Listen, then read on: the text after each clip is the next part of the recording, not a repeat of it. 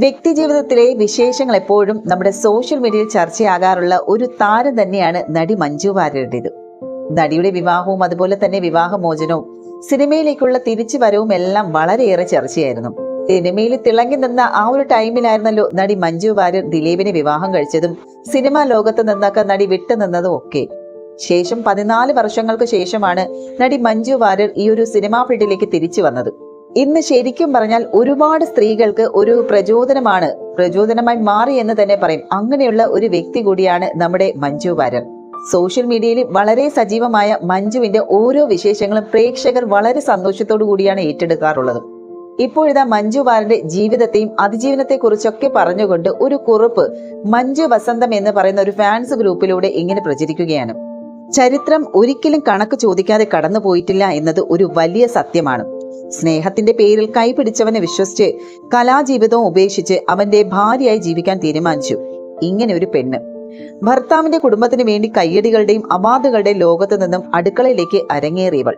സ്നേഹിച്ചവനിൽ നിന്ന് ലഭിച്ച കൺമണിയെ പൊന്നുപോലെ വളർത്തി വലുതാക്കിയവൾ. തനിക്ക് നഷ്ടമായത് തന്നെ മകളിലൂടെ നേടണമെന്നുള്ള ഒരു സ്വപ്നം കണ്ടവൾ. അതിനുവേണ്ടി ഊണിലും ഉറക്കത്തിലും മകൾക്കൊരു താങ്ങായി നടന്നവൾ. വലിയൊരു ചതി നടക്കുന്നു എന്ന് ലോകം മുഴുവനും അറിഞ്ഞിട്ടും ഭർത്താവിനെ അവിശ്വസിക്കാതിരുന്നവൾ. ഭർത്താവിന്റെ ഫോണിലേക്ക് കാമുകിയുടെ സന്ദേശങ്ങൾ വരുന്നത് കണ്ട് ചേമ്പിലെ താളിലെ വെള്ളമൂർന്നു പോകുന്നത് പോലെ അത്രയും കാലം തന്റെ സമ്പാദ്യം എന്ന് കരുതിയ ജീവിതം കയ്യിൽ നിന്ന് ഒഴുകിപ്പോകുന്നത് മരവിപ്പോടെ കണ്ടു നിന്നവൾ. എന്റെ ജീവിതം, എന്റെ ഭർത്താവ്, എന്റെ കുടുംബം എനിക്ക് തിരികെ വേണമെന്ന് കരഞ്ഞു യാചിച്ചവൾ. അവസാനം തനിക്ക് നേരെ വെച്ച് നീട്ടുന്ന ജീവിതം മറ്റൊരുത്തിയുടെ ഔദാര്യമാണെന്ന് തിരിച്ചറിഞ്ഞ് താലി ഊരിവെച്ച് ആത്മാഭിമാനത്തോടെ തലയുയർത്തി ഇറങ്ങിപ്പോന്നവൾ. വട്ടപൂജ്യത്തിൽ നിന്ന് ജീവിതം തിരികെ പിടിക്കാൻ ഇറങ്ങുമ്പോൾ സമ്പന്നതയിൽ നിന്നും ഒന്നുമില്ലായ്മയിലേക്കും തന്റെ മകളെ കൂടി വലിച്ചിടരുതെന്ന് ആഗ്രഹിച്ചവൾ. വേർപിരിയലിന് കാരണം തിരക്കിയവരെ മൗനം കൊണ്ട് നേരിട്ടവൾ. തന്റെ മകളുടെ അച്ഛൻ ഒരിടത്തും അപമാനിക്കപ്പെടരുത് എന്ന് ആത്മാർത്ഥമായി ആഗ്രഹിച്ചവൾ. ഒരിടത്ത് പോലും അയാളെ കുറിച്ചൊരു മോശം വാക്ക് നാവിൽ നിന്നും അറിയാതെ പോലും വീഴാതിരിക്കാൻ ശ്രദ്ധിച്ചവൾ.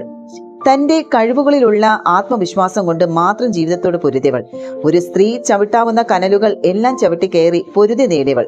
സഹപ്രവർത്തകർക്കുണ്ടായ ആക്രമണത്തിൽ കോടതി മുറിയിൽ കഴിഞ്ഞുപോയ തന്റെ ദാമ്പത്യ ജീവിതത്തെ അപകീർത്തിപ്പെടുത്താനാവുന്നത്രയും ശ്രമിച്ച വക്കീലന്മാരുടെ മുന്നിൽ സമനില നഷ്ടപ്പെടാതെ പിടിച്ചു നിന്നവൾ. ആരോപണങ്ങൾ അമ്പുകളായി കോടതി മുറിയിൽ നെഞ്ചും കൂടിനെ തകർത്തിട്ടും സഹപ്രവർത്തകയ്ക്ക് വേണ്ടി തനിക്കറിയാവുന്ന സത്യങ്ങൾ തുറന്നു പറഞ്ഞ് അഭിമാനമായവൾ.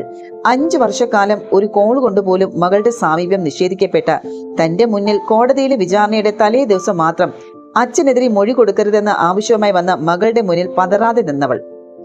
ഇന്നത്തെ സ്ത്രീകൾക്ക് പ്രചോദനവും രോമാഞ്ചവുമായി ഉയർന്നു പറക്കുന്നവൾ. ആ അവളെയാണ് മദ്യപാനിയും അവിഹിത ബന്ധക്കാരിയും മകളെ നോക്കാതെ സ്വന്തം ഇഷ്ടപ്രകാരം നടക്കുന്ന സ്ത്രീയുമായി ഈ കാലം അത്രയും അപമാനിക്കാൻ ശ്രമിച്ചത്. അവൾക്ക് കാലം കാത്തുവെച്ച നീതിയാണ് ഇപ്പോൾ പുറത്തേക്ക് വരുന്ന ജീർണിച്ച കഥകൾ. നുണകളുടെ എത്ര വലിയ ചില്ല് കൊട്ടാലും പണിതാലും അത് ഒരു നാൾ തകർന്നു വീഴുക തന്നെ ചെയ്യും. കണക്ക് ചോദിക്കാതെ ഒരു കാലവും കടന്നുപോയിട്ടില്ല എന്നത് പ്രപഞ്ച സത്യം. ഇനിയും ഉയർന്നു പറക്കുക പ്രിയപ്പെട്ടവളെ, കാലം നിന്നെ ഇവിടെ അടയാളപ്പെടുത്തട്ടെ. ഇതായിരുന്നു ആ ഒരു കുറിപ്പിലുണ്ടായിരുന്നത്. അച്ഛനും അമ്മയും വേർപിരിയുമ്പോൾ മകൾ ആരുടെ കൂടെ പോകുമെന്നുള്ള ചോദ്യത്തിന് മീനാക്ഷി അച്ഛന്റെ പേരാണ് പറഞ്ഞത്. അങ്ങനെ അന്ന് മുതൽ ദിലീപിന്റെ സംരക്ഷണയിലാണ് മകൾ മീനൂട്ടി വളരുന്നത്.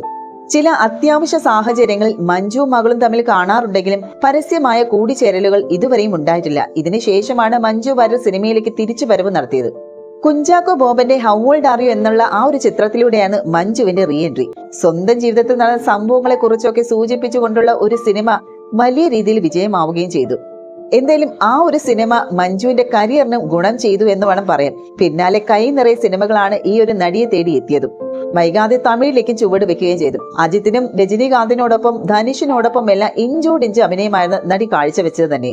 അതേസമയം നമുക്കറിയാലോ, അവരുടെ കരിയർ തിളങ്ങി നിൽക്കുമ്പോഴായിരുന്നു മഞ്ജുവിന്റെ ദിലീപിന്റെ രഹസ്യ വിവാഹം നടന്നത്. അതോടെ അഭിനയം ഉപേക്ഷിക്കുകയാണെന്നുള്ള തീരുമാനത്തിലേക്ക് മഞ്ജു എത്തുകയും ചെയ്തു. ഒരു പക്ഷേ അന്ന് അങ്ങനെ ഒരു തീരുമാനം എടുത്തില്ലായിരുന്നുവെങ്കിൽ മഞ്ജു ഇതിനു മുന്നേ ലേഡി സൂപ്പർ സ്റ്റാർ പട്ടം കൈയടക്കുമായിരുന്നു എന്നതാണ് ആരാധകരും പറയുന്നത്.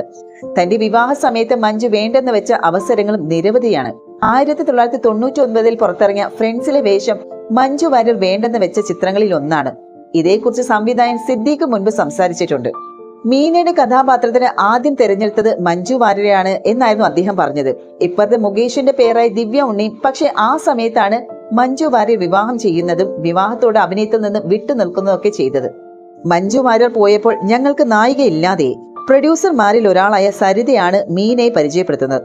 അങ്ങനെ മീന ഫ്രണ്ട്സിൽ നായികയായി എത്തിയതും സിദ്ദീഖ് വ്യക്തമാക്കുകയാണ്.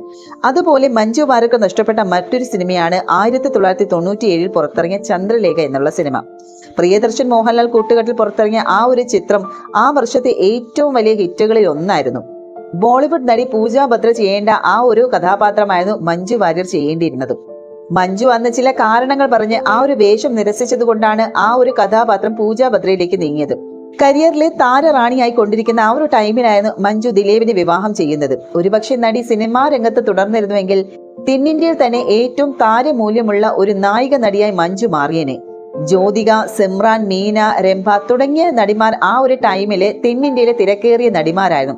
ഇവരെ പോലെ മഞ്ജുവിനും അക്കാലത്ത് മികച്ച കഥാപാത്രങ്ങൾ ലഭിച്ചേനെ എന്നാണ് ആരാധകർ പറയുന്നത്. കണ്ടുകൊണ്ടേൻ എന്ന ആ ഒരു ചിത്രത്തിലെ ഐശ്വര്യ റായ് ചെയ്ത ആ ഒരു കഥാപാത്രം മഞ്ജുവിനെയായിരുന്നു ആദ്യം തെരഞ്ഞെടുത്തിരുന്നത്. എന്നാൽ ഈ വക കാര്യങ്ങളിലൊന്നും, അതായത് തന്റെ ജീവിതത്തിലെ തീരുമാനങ്ങളിലൊന്നും നിരാശയില്ല എന്നാണ് മഞ്ജു മുൻപ് പറഞ്ഞിട്ടുണ്ടായിരുന്നത്. തിരിച്ചു വന്നപ്പോഴും മികച്ച കഥാപാത്രങ്ങളും നടിക്ക് ലഭിച്ചു. 3 വർഷം മാത്രം അഭിനയിച്ച് ഒരു പതിറ്റാണ്ടിലേറെ സിനിമാ രംഗത്ത് നിന്ന് മാറി നിന്ന ശേഷം തിരിച്ചു വരവിൽ ഇത്രയും സ്വീകാര്യത ലഭിച്ച മറ്റൊരു നടി ബോളിവുഡിൽ പോലും ഇല്ല.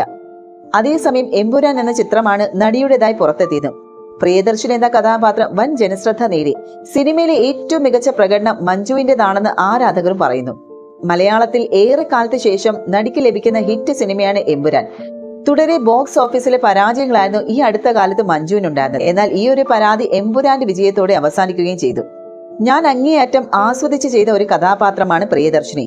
പ്രിയദർശിനിയുടെ കോംപ്ലിക്കേഷൻസും സംഘർഷങ്ങളും സങ്കീർണതകളും ഒക്കെ എന്നെ എത്രമാത്രം അട്രാക്ട് ചെയ്തിട്ടുണ്ടോ അത്രമാത്രം തന്നെ വെല്ലുവിളികളും എനിക്ക് തന്നിട്ടുണ്ട്.